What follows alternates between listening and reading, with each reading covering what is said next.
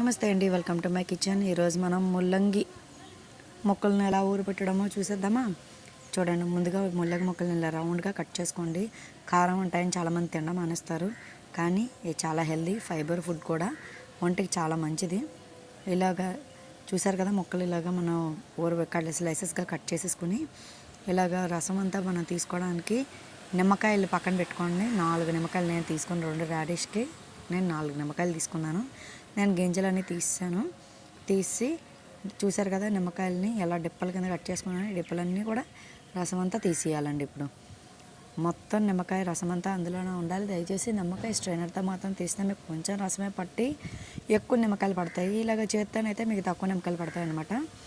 అంటే మా ఇంట్లో కొంచెం పులుపు ఎక్కువ కావాలంటారని, పులుపు ఎక్కువ తింటాం కాబట్టి నేను ఇలా వేసాను. నేను మరి మీరు ఎంత పులుపు తింటారో దాన్ని బట్టి మీరు వేసుకోవచ్చు.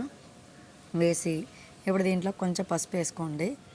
కొంచెం పసుపు పడుతుందండి, మరీ ఎక్కువ వేసికండి, కలర్ మారేటట్టు ఉంటే చాలు.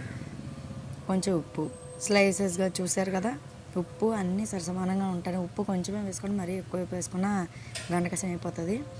కాబట్టి ఇందులో ఇది కూడా వేసేసుకోండి. 2 చీలికలు వేసాను నేను, పచ్చిమిరపకాయలు చీల్చి వేసాను. వాము మెయిన్ టేస్ట్ ఇదేనండి. వాము వేసుకుంటే చాలా టేస్ట్గా ఉండి షేక్ వెల్ బిఫోర్ యూజ్ లాగా ఏది మొత్తం అంతా కలిపేటట్టు మొత్తం షేక్ చేస్తే ఇలాగ అవుతుంది అనమాట.